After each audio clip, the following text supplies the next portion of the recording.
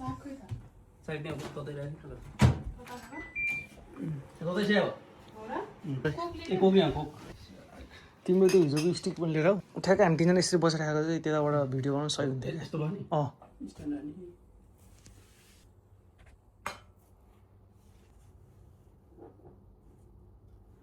ठिक्क हाल्नु बरु अहिले थाहा मलाई बरु खान त खाइन्छ कि मिलाएर हाल्नुपर्छ कि खाइन्छ खाना त हामी पनि जापानिज स्टाइल पनि टक्क भुइँमा बसेर होइन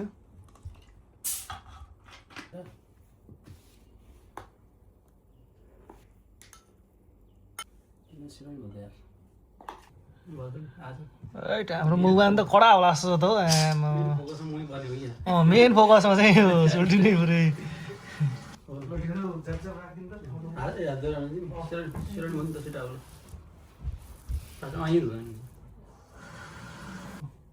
लाइन सिधा तिनजना लाइन नहुनु भने तिमी त साइड हुनु भने त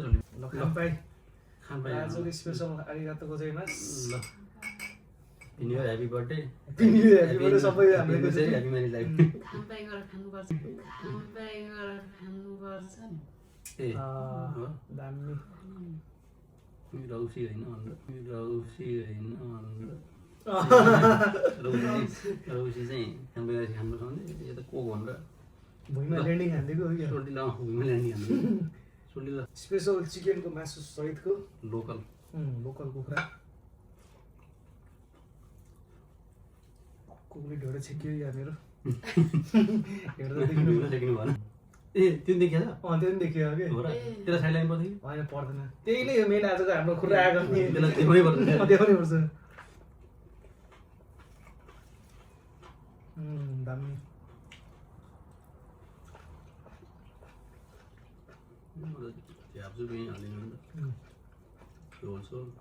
बल्ला र साग खा पनि मजा भयो क्या हिजो धेरै आइटम हो नि त त्यो भएपछि स्वाद कता के खाउँ हुने साग र एउटा आइटम मात्र हो भने बजारको ठिक यो भएपछि साग मासु चटनी हेर न कति मिठो हो नि त मिलाएर नलजिकन खाइदियो भने त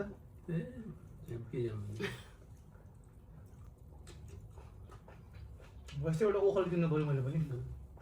यो मैले अनलाइन मगाएको थियो हलर पनि पाइन्छ नि किन्न त त्यो गोर्मुवाला क्या त्यो फलामको पनि पाउँछ स्टिल कि फलाम के हो त्यो यसमा चाहिँ खोर्सानी टमाटर राख्नु पिस्ने हो टमाटर खोर्सानी धनियाँ लसुन सबै मसिन पारेर काटेर हाल्ने अनि त्यसपछि पिस्ने मैले ल्याइराख्नु पर्यो यस्तो अल्छी मान्छेहरूलाई यो सही हुन्छ क्या घाँसा पिसिदियो खाइदिइहाल्यो नि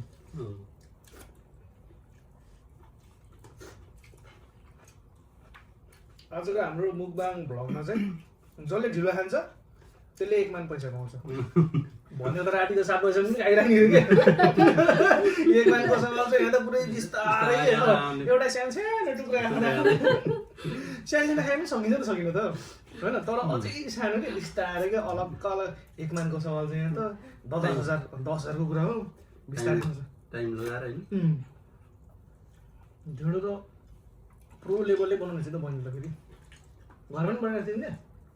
घरमा नबनाउने छैन अब त्यो घरमा गाउँघरमा त्यही पानी मात्र बनाइदिन्छ एउटा तरिकाले घरमा गएर त छुट्टीको अनुसार बल्ल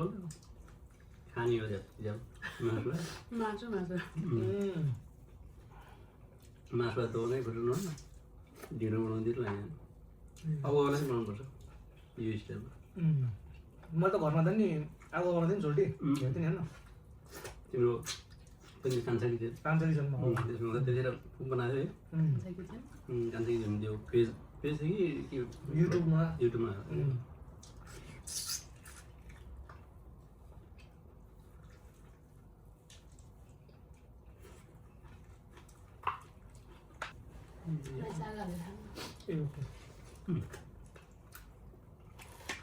बल्ल मजा सागको पनि स्वाद चाहिँ ढेँडो त्यत्रो खाइन्छ नि त ढेँडो त पड्दैन रहेछ छोरी पड्दैन ल बढाउँ फेरि मजाले बनाउनुपर्छ जाँदो रहेछ ढेँडो छोरीको मासु मिठो भएपछि जान्छ भने जस्तो भयो प्रथम भएको छ मिस्टर म ए राख्नु हुन्छ, हुन्छ। सेलाइ सेकर हाल्नु मसुराइ चाहिँ हुन्छ थोरै हाल्दिउँ म धोएर म त पुग्छ पनि होला हो ए खाउँ मलाई थोरै छोडी छोडी बहिनीलाई यदि खाउँ नि त मलाई पुग्छ रे यदि म खान्छु क्या ल यो खाउँ नि यत्रो खाइसक्दिन होला एकछिन उसलाई यसलाई छोडिदिनु त तिमीहरूलाई अब अलिकति त्यसै एकछिन भन्ने कुरा उनीहरूले उडिहाल्छ फेरि यो त फेरि एकछिन भन्दा आउँदाखेरि सेलाइ छ ए मासु ए मासु सही भयो क्या मासु पनि सही भयो ग्रेभी चप्प लगाएर हड्डी सबै आँखा त फ्याट खोज्दैन नि ढेँडो पनि सही भन्छ क्या निल्नै गाह्रो हुन्छ कि सेलाएर होइन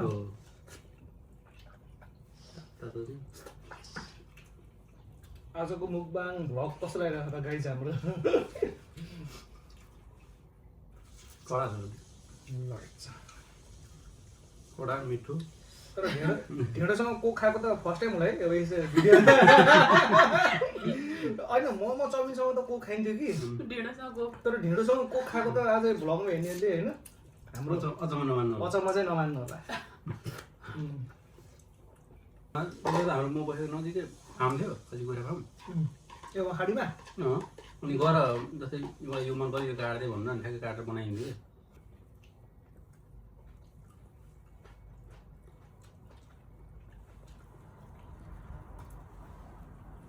सही हो सही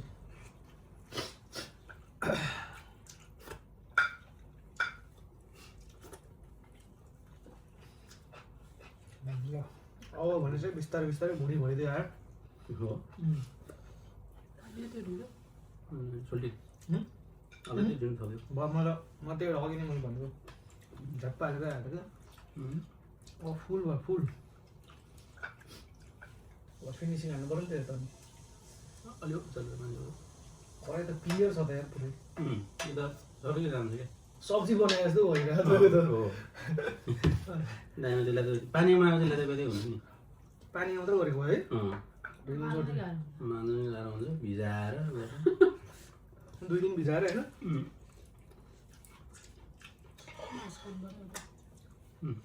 सोल्टी म एउटा होइन 10 वटै हालेर खाऊ न अनि मलाई हड्डी हड्डी छ पुरै हड्डी नै त हो खाएको अहिले हामीले लोकल चिकन भन्ने मलाई फेरि मासु चाहिन्छ हड्डी भने फेरि मजै हुँदैन मलाई फेरि मासु चाहिन्छ ए भनेपछि त ब्रोइलरको मासु मनपर्छ होला ब्रोइलर त फेभरेट हो र ए फेभरेट अलिकति कोकाल्नु नि त मिलाएर बहिनी बाबा अलिकति सबले न्यु सक्दिनँ इयरमा त बाँडचुडी खानु पऱ्यो नि त अनि ल तिमीलाई है म लास्टमा हो ओके छ त मासु पनि फिरो फिरो रहेछ अहिले बल्ल थाहा भयो लास्टमा सरियो नि त हालेको छैन थोरै मरिच धुलो छोइदियो यो खुर्सानी पुऱ्यायो होला नि त रातो खुर्सानी पुऱ्याएको थियो नि त दुईवटा रातो खुर्सानी पुऱ्याएको एउटा सानो ठुलो त्यति नै किन अब यो कुखुराले खुर्सानी खाएर खाएर हुर्क्याउनु हुर्क्याउन सक्छ त्यही भएर मासु पिरो भएको होला कि यो खुर्सानी धेरै खाने खालको कुरा छ अनि पिरो चाहिँ लास्टमा पिरो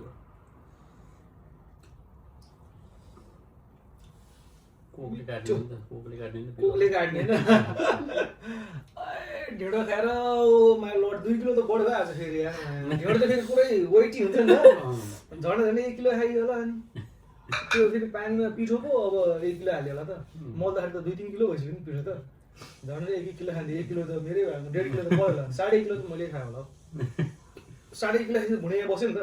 अब वेट त त्यसै बढ्ने भयो सिधै नन स्किन जस्तो त नन स्किन भित्र बस्नु जेलसम्म चाहिँ वेट चाहिँ बढाइ बढाइ हुने भयो 5-7 ग्रामदेखि 1 किलोसम्म चाहिँ 1 किलोसम्म चाहिँ बढ्छ यार के छ अन्त्यमा भन्नु हामीलाई के छ बहिनी ल सोल्टी यति भन्दै हाम्रो 2 शब्द यति नै टुङ्ग्यो 2 शब्द अब यति नै प्रोग्राम बबाल भयो ढेँडो खाइयो ल अनि चाहिँ आजको भ्लग सक्यो हाम्रो यति भन्दै हाम्रो ल ओके सायनारा गरिदिनु न तपाईँ ल बाई बाई ल भरे त भिडियो नै नभइरहेको के फेरि भिडियो पकाएर खानु त